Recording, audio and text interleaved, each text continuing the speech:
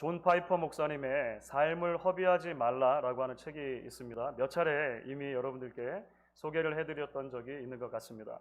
그 존 파이퍼 목사님의 삶을 허비하지 말라, 그 첫 번째 장을 보면 존 파이퍼 목사님이 어린 시절에 자신의 마음에 부딪혀왔던 불꽃 같은 어떤 구절이 있었다라고 하는 것을 이야기를 해 줍니다. 그것이 존 파이퍼 목사님이 6살이 되었을 때 이사를 하게 되는데, 이사하는 집 부엌에 액자가 하나 걸려 있었고 그 액자 안에 담겨져 있는 다음과 같은 글귀였습니다.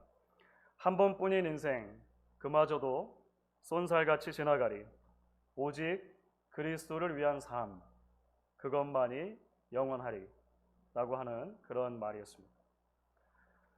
스데반은 예루살렘 교회가 세운 7명의 집사 중에 한 명입니다. 우리가 지난주에 그 첫 번째 임직식 이야기를 함께 나눴습니다. 초기 신앙 공동체가 첫 번째 임직식을 하게 된 동력은 교회가 폭발적으로 성장하면서 마주치게 된 도전적인 상황 때문이었다라고 하는 것을 우리가 함께 나눴습니다. 아람어를 주로 말하는 히브리파 유대인들이 있었고 헬라어를 주로 말하는 헬라파 유대인들이 있었는데 그들 사이에 갈등이 생겨나기 시작한 것이죠. 그 와중에 과부들을 구제하는 그런 구제 사역에 있어서 분배가 불균등하게 나타난다라고 하는 것이 도화선이 되어서 이제 이 갈등이 폭발 직전까지 갔던 것을 보았습니다.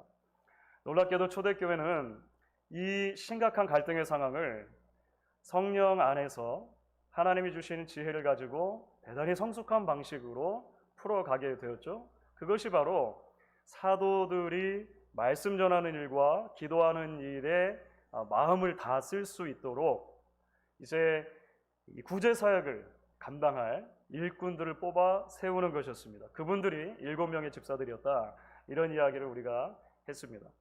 이제 이어지는 사도행전의 이야기에서 그 7명의 집사들 가운데 스데반이라고 하는 한 사람에게 조금 더 주목을 하는 것을 보게 됩니다. 그런데요, 이 스데반 이야기가 펼쳐지면서 사실은 많은 부분에서 우리를 놀라게 하는 지점들이 있다는 것을 보게 됩니다. 무엇보다도 우리를 놀랍게 하는 것은 무엇이냐면 스데반의 사역입니다. 자, 7명을 따로 세운 이유가 뭐였냐면 주된 사역으로 구제 사역을 감당하도록 하게 하는 것이었죠. 그런데 펼쳐지는 이야기를 보면 스데반 집사의 주된 사역은 복음 선포와 변증에 대한 성격이 훨씬 강합니다. 설교 사역이었습니다. 나중에 이제 사도행전 7장을 보시면 공회 앞에서 스데반 집사가 전했던 설교의 전문이 기록이 되어 있는데요. 사도행전 전체에 설교가 24개가 등장하거든요. 그 모든 설교 중에서 가장 긴 설교는 스데반의 설교입니다. 그러니까 기록된 분량만 놓고 보았을 때 베드로의 그 어떤 설교보다도, 바울의 그 어떤 설교보다도 스데반의 설교가 가장 길게 성경에 인용이 되어져 있습니다. 우리를 더욱 놀라게 하는 것은 그의 죽음이죠. 스데반은 이 한 편의 설교를 전하고 죽임을 당합니다. 소위 말하는 초대 교회 최초의 순교자가 되는 것입니다. 그래서 지금도 가톨릭을 포함해서 동방 정교의 전통에 있는 여러 교회들이나 또 루터파 교회들에서 이 스데반을 교회 최초의 순교자이자 동시에 성인으로 이제 받들고 추앙하는 것을 우리가 보게 됩니다. 그렇다면 여러분, 왜 성경이, 사도행전이 스데반이라고 하는 한 사람에게 이렇게 주목해서 우리에게 이야기를 전하느냐라고 하는 것입니다. 우리가 오늘과 다음 시간에 걸쳐서 이 질문에 대한 답을 해나가게 될 것입니다. 오늘은 스데반이 도대체 어떤 사람이었는가 라고 하는 것에 대해서, 그리고 다음 시간에는 스데반 이야기가 사도행전에서 복음이 확장되어져 가는 복음의 그 하나님 나라의 큰 이야기 안에서 어떤 의미를 가지는가, 라고 하는 측면을 가지고 우리가 이 질문에 대한 답을 해 나가려고 합니다. 그렇다면 여러분, 가장 먼저 스데반은 어떤 사람이었을까요? 왜 성경은 스데반을 그래서 주목하는 것일까요? 한마디로 오늘 설교 제목과 이 스데반의 그 사람됨이 연결이 될 수가 있습니다. 그는 복음이 낳은 새 사람의 전형이라고 할 수 있습니다. 좀 어려운 표현이죠. 쉽게 풀면 이렇습니다. 스데반은 성경 인물 중에 가장 예수 그리스도를 닮은 사람 중에 하나입니다.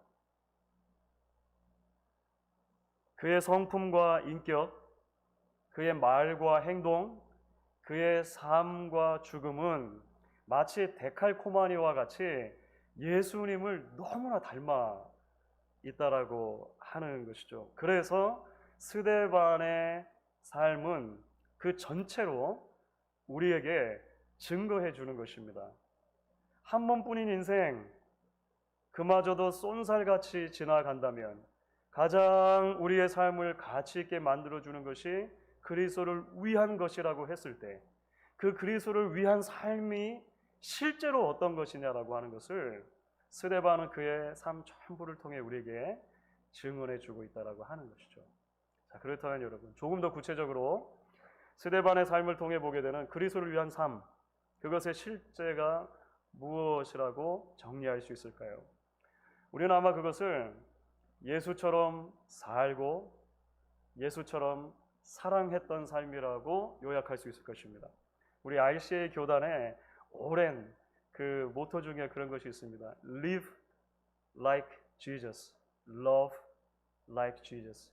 예수처럼 살고 예수처럼 사랑한 것이죠. 무엇보다 먼저 스데반의 삶은 예수처럼 살았던 삶입니다. 그 사람이 어떤 사람이야? 이렇게 물었을 때 우리가 보통 답하는 여러 유형들이 있는 것 같아요.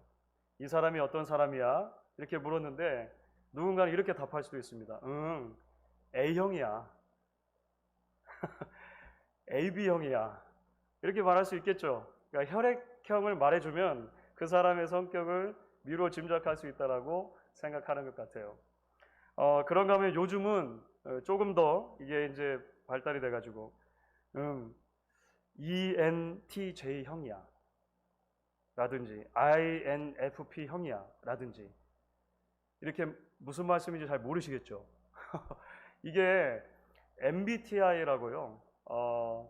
그 사람들의 성격을 16개 카테고리로 구분해 놓은 그런 이제 방식이 있다고 합니다. 몇 개 안 되는 혈액형은 진짜 몇 개 안 되잖아요.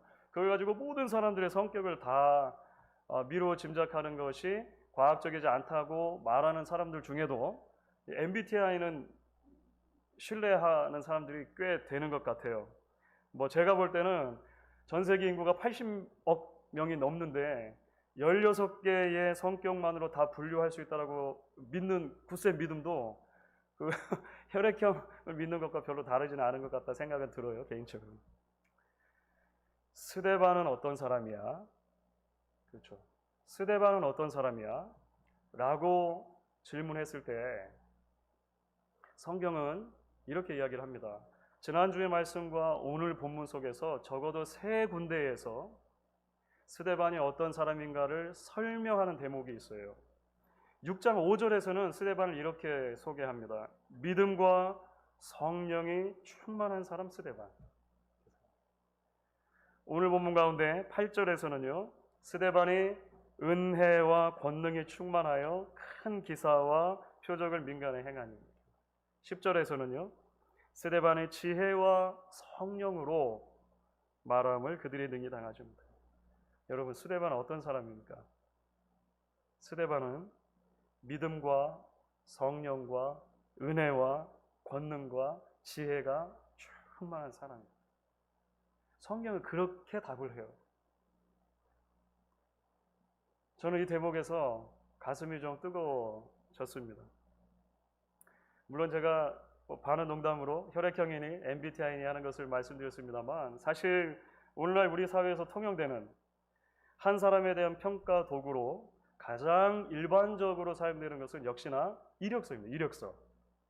그렇겠죠. 그러니까 이력서라고 하는 것 안에는 그 사람의 배움의 내력, 한 일의 내역, 수상의 내역을 포함한 여러 다양한 기타 내력들이 들어가 있기 때문에 그렇습니다. 그래서 전문 직종에 종사하는 사람들 가운데 해마다 연말이 되면 자신의 이력서를 계속해서 성실하게 업데이트를 하는 사람들이 있다는 것을 들었습니다.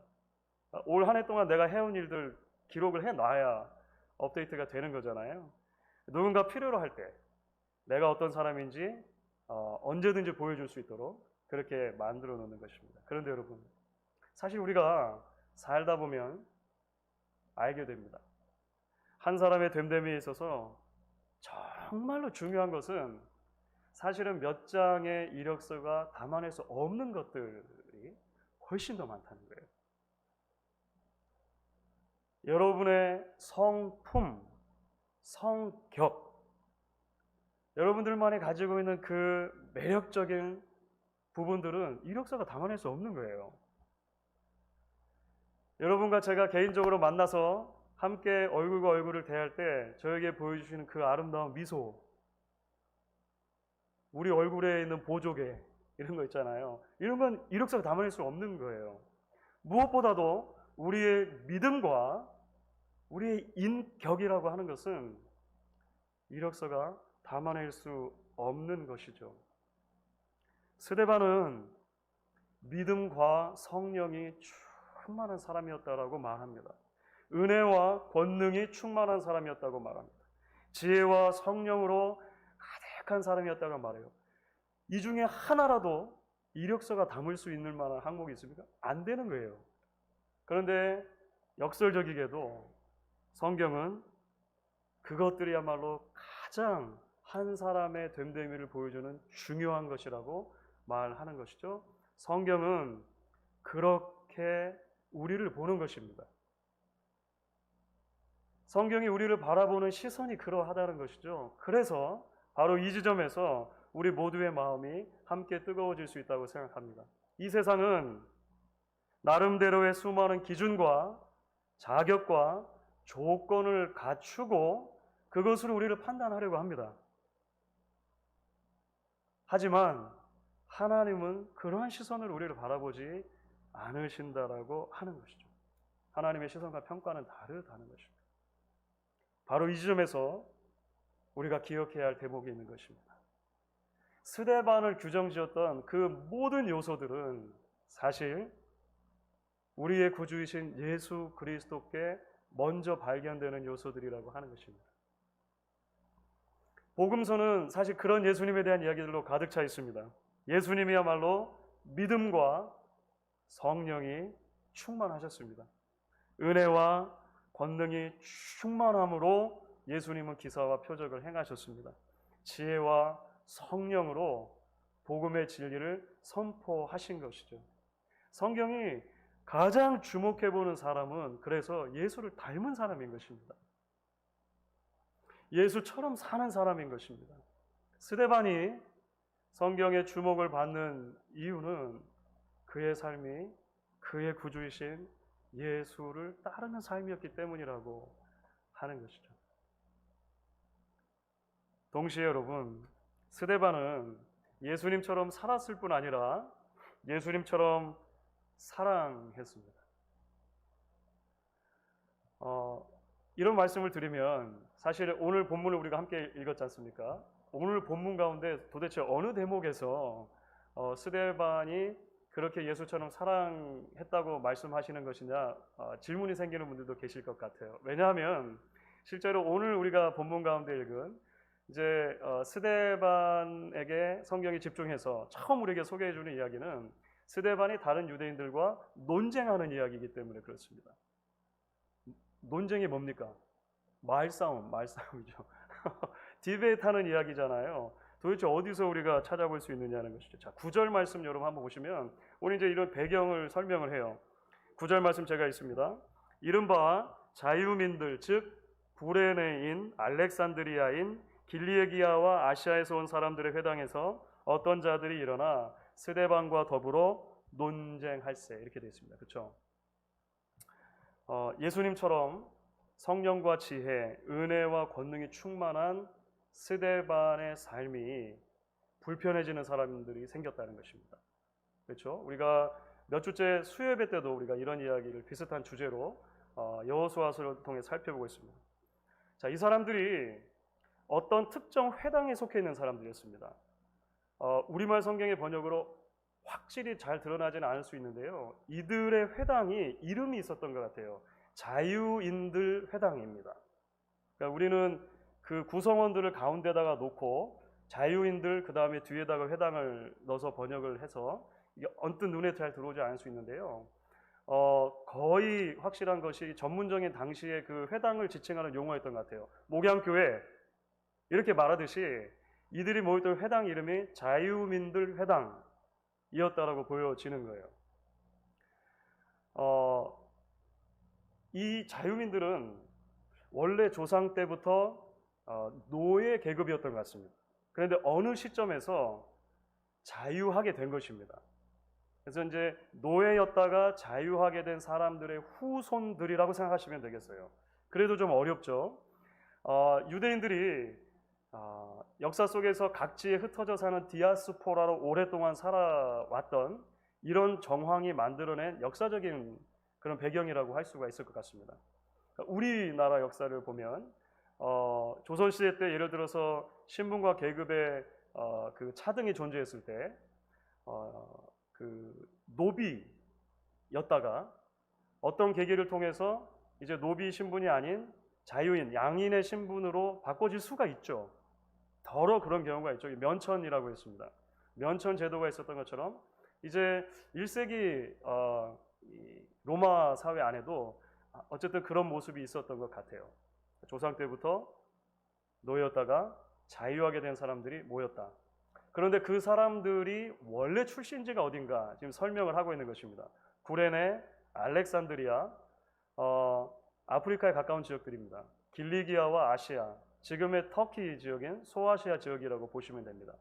그래서 많은 신약학자들은 이 자유민들 회당의 구성원들이 대부분 헬라파 유대인들이라고 생각을 하는 거예요. 헬라어가 훨씬 편한 헬라파 유대인들이라고 생각했죠. 그래서 여기서 한 걸음을 더 나아가서 스데반도 원래 예수를 믿기 전에 이 자유민들 회당의 일원이었을 가능성이 많다라고 보는 사람들이 있어요. 여기까지는 추측입니다. 요거는 추측이에요. 자, 그런데 만약에 이 추측을 사실로 받아들인다면 지금 이 회당의 사람들과 스데반 사이에 논쟁이 일어나는 것을 훨씬 우리는 다이나믹한 그림으로 이해할 수가 있는 것입니다. 바로 얼마 전까지만 해도 한 회당에 다니던 사람이었다는 거예요. 한 유대인 공동체에 있었던 헬라파 유대인들이었다라고 하는 거예요. 더군다나 우리 조상 중에 노예였다가 자유 신분이 된 그런 어떤 공통점, 끈끈한 점들이 있었겠죠. 어느 날 아침 스데반이라고 하는 사람이 예수를 믿더니 소위 예수 무브먼트에 가담하게 된 것이죠. 그리고 와서 뭐라고 말하냐면 그 예수가 메시아다라고 말하는 거예요. 한 걸음 더 나가서 그 예수를 우리가 죽였다라고 말하는 거예요. 동족적인 유대인들에게 예수 죽인 죄를 그렇게 묻게 되는 것이죠. 기분이 나빴을까요? 나쁘지 않았을까요? 기분이 나빴겠죠. 논쟁하게 되는 것입니다. 다툼이 일어나게 된 거예요. 오늘 말씀을 보면 스데반이 이 논쟁에서 그들을 이겼다고 되어 있습니다. 거꾸로 말하면 이 회당 사람들이 아무리 해도 스데반을 이길 수가 없는 거예요. 그래서 결국은 스데반을 공회 앞에 세우게 됩니다. 사내들인 공회죠. 우리가 지금까지 사도행전 살펴봤던 것처럼 다른 사도들을 죽이려고 했던 것과 같이 스데반도 그들은 죽이려고 했던 것 같습니다. 자, 그런데 여러분 오늘 이제 말씀의 가장 마지막 절이었잖아요. 15절을 보시면 갑자기 이런 표현이 나오는 거예요. 15절 말씀 여러분 같이 한번 읽어볼까요? 15절 읽습니다. 공회 중에 앉은 사람들이 다 스데반을 주목하여 보니 그 얼굴이 천사의 얼굴과 같더라. 조금 뜬금없지 않습니까? 그래서 어떤 목사님이 이 대목을 설교하시다가 이렇게 설명하시는 걸 들었어요. 스데반은 얼굴은 천사 같은데 말은 그렇지 않았다. 여러분 무슨 말씀인지 이해가 되시겠어요? 아니 천사 같았다고 하는데 그의 말을 보면 막 논쟁하고 막 이기고 막 그렇잖아요. 죄를 지적하고 막 이렇게 했던 구약의 선지자들과 같이 막 불꽃 같고 막 천둥 같고 그래서 잘 어울리지가 않는다는 거죠. 한마디로. 예를 들어서 얼굴은 막 소년 같은데 막 몸이 우락부락하고 막 근육질이고 막 이런 그 아이의 모습. 그러니까 잘 매칭이 안 되는 것 같은 그런 모습으로 설명한 사람들이 더러 있다는 거예요.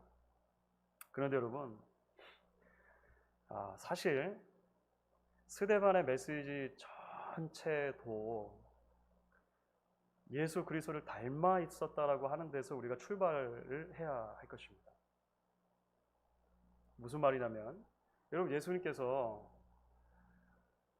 공생의 사역을 시작하시면서 가장 먼저 선포했던 설교의 내용이 뭔지 아십니까? 회개하라 하나님의 나라가 가까이 왔다는 것이었습니다. 회개하라 하나님의 나라가 가까이 왔다. 예수님께서는 산상수훈의 가장 마지막 장에 이르게 되면 이렇게 말씀하십니다. 나더러 주여 주여 하는 자마다 천국에 다 들어갈 것이 아니요 다만 하늘에 계신 내 아버지의 뜻대로 행하는 자라야 들어가리라. 여러분 예수님께서 이런 말씀을 하신 이유가 무엇일까요? 당신들은 절대 내 아버지의 나라에 초대받을 수가 없다라고 금을 긋기 위해서 예수님이 이런 말씀하신 것일까요? 당신들은 반드시 지옥에 떨어질 운명에 처할 수밖에 없다. 반드시 지옥에 들어가고야 말 것이다. 라고 하는 것만 이야기하려고 예수님이 이렇게 말씀하셨을까요? 아니죠. 예수님께서 이런 말씀을 선포하신 데는 죄인들을 사랑하시는 아버지 하나님의 마음이 그대로 담겨 있는 것입니다. 아버지 하나님께서 그토록 사랑하셔서 자신을 보내주신 이 세상인 것이죠. 그 세상을 위해 예수님은 자신의 전부를 쏟아 부어 주실 것입니다. 사랑하지 않으셨다면 회개의 메시지를 선포하실 이유가 없는 것입니다. 회개의 메시지를 들어야 죄인들이 돌이켜 하나님 앞으로 나오고 비로소 새 생명을 맛볼 수 있는 기회를 얻기 때문에 그런 것입니다. 예수님의 모든 말씀은 죄인들을 사랑하시는 그 거대한 사랑에서 나온 말씀이었다라고 하는 거예요. 여러분 마찬가지입니다. 스데반이 왜 논쟁합니까? 이기고 싶어서, 굴복시키고 싶어서? 아니죠. 사랑했기 때문입니다. 그들이 같은 공동체에 있었던 자신을 대적하고 배척할 것을 뻔히 알면서도 왜 마음을 쏟아서 그들을 설득하려고 합니까? 그들에게 다가가려고 합니까? 그들을 사랑했기 때문입니다. 이런 추론이 비약이 아닌 것은 오늘 말씀을 조금 넘어서서 스데반 이야기 전체에서 설명되어지는 이야기가 있기 때문에 그렇습니다. 바로 스데반의 죽음 이야기입니다. 스데반의 죽음. 사도행전 7장 전체가 스데반의 설교를 기록하고 있다고 그랬잖아요. 이제 다음 시간에 더 자세히 살펴볼 것입니다. 공회 앞에서 자신의 믿음을 변증하는 설교를 하게 돼요. 그런데 그 설교가 끝났을 때 사람들의 반응은 뭐냐면 스데반을 죽이는 것입니다. 돌을 들어서 돌을 던져 죽이는 투석형으로 스데반을 죽이게 돼요. 그런데 성경은 그 스데반의 돌에 맞아 죽어가는 마지막 모습을 우리에게 적나라하게 기록을 해주고 있거든요. 스데반의 마지막 모습이 어땠을까요? 7장 59절과 60절입니다. 여러분 이렇게 이야기를 하는데 같이 한 목소리로 이 부분을 읽어보도록 하겠습니다. 사도행전 7장 59절과 60절 같이 읽습니다. 그들이 돌로 치니 스데반이 부르짖어 이르되 주 예수여 내 영혼을 받으시옵소서 하고 무릎을 꿇고 크게 불러 이르되 주여 이 죄를 그들에게 돌리지 마옵소서 이 말을 하고 자니라. 이렇게 되어 있습니다. 주여 이 죄를 그들에게 돌리지 마옵소서. 이것이 스데반이 이 땅에서 남긴 마지막 말입니다. 적어도 성경은 그렇게 기록을 합니다. 그는 돌에 맞아 죽어가면서도 자신을 향해서 돌을 던지는 그 사람들에게 마음을 쏟고 있습니다. 그들이 용서받기를 원하고 있습니다. 스데반의 마지막 언어는 혐오와 배타와 저주의 언어가 아니라 사랑과 호용과 감쌈의 언어였다라고 하는 거예요. 그런데 여러분, 이런 스데반의 마지막 언어는 예수님의 마지막 언어를 너무나 많이 닮아 있습니다. 예수님께서 십자가에서 마지막으로 남기신 7마디의 말씀이 있다고 하죠. 그것을 우리가 가상칠언이라고 불러요. 그런데 가상칠언은 복음서 중에 어느 한 복음서에만 나오는 게 아니고요. 마태, 마가, 누가, 요한복음에서 예수님의 죽음에 대해 기록하는 내용들을 종합해서 모아놓은 거예요.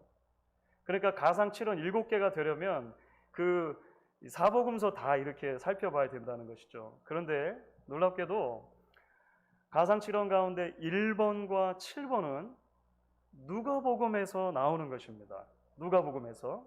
그런데 가상칠언의 그 1번과 7번은 이렇게 되어져 있습니다. 1번입니다.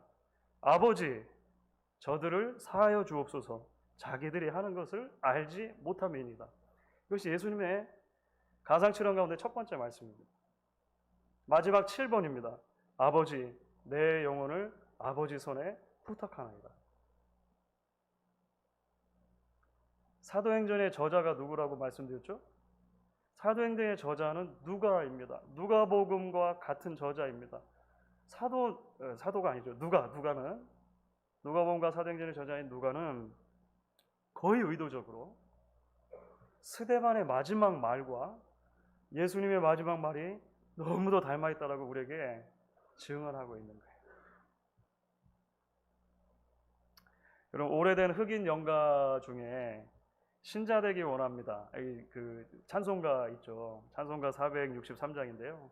1절에서 신자 되기 원합니다. 진심으로 이렇게 찬양하잖아요. 2절과 3절은 각각 이렇게 찬양합니다. 사랑하기 원합니다. 진심으로. 거룩하기 원합니다. 진심으로. 그리고 마지막에 4절은 어떻게 찬양하는지 아십니까? 예수 닮기 원합니다. 진심으로. 그렇게 되어 있어요. 그렇습니다, 여러분. 신자 되는 것은 곧 사랑하는 삶으로 부름받는 것입니다. 거룩한 삶으로 부름받는 것입니다. 한마디로 요약하면 예수 닮는 삶으로 부름받는 것입니다. 존 스토트 목사님의 제자도라고 하는 책도 몇 차례 소개를 해드렸던 것 같아요. 그 제자도라고 하는 책에서 존 스토트 목사님은 이런 이야기를 하신 적이 있습니다. 세상을 닮지 않기 위한 가장 좋은 방법은 그리스도를 닮는 것이다. 그리스도를 닮는 것이다. 그러면서 그 성경 근거 중에 하나로 로마서 8장 29절 인용을 하세요. 그 전반부입니다. 하나님이 미리 아신 자들을 또한 그 아들의 형상을 본받게 하기 위하여 미리 정하셨으니 우리의 구원은 예수를 본받는 목적을 가지고 5월은 가정의 달이고 오늘은 교사주일로 우리가 기억합니다. 우리의 자녀들이 세상을 닮지 않기를 우리가 원하죠. 그것은 세상에서 분리됨으로써 이루어지는 것이 아니라 예수를 닮음으로 가능한 것입니다. 우리 주변에 예수 닮은 사람이 있는 것을 보면 훨씬 쉽습니다. 주 안에서 사랑하는 여러분, 스데반은 어떤 사람이야? 이렇게 물었을 때 성경을 우리에게 말한다는 거예요. 예수처럼 살고 예수처럼 사랑했던 사람이야. 우리 역시도 그렇게 예수처럼 살고 예수처럼 사랑하는 신자로 부름을 받았습니다. 그렇게 주의 부르심을 따라서 주의 발자취를 따라서 주의 이야기를 계속해서 함께 써나가는 저와 여러분 그리고 우리 교회 공동체가 될 수 있기를 주의 이름으로 축원하겠습니다.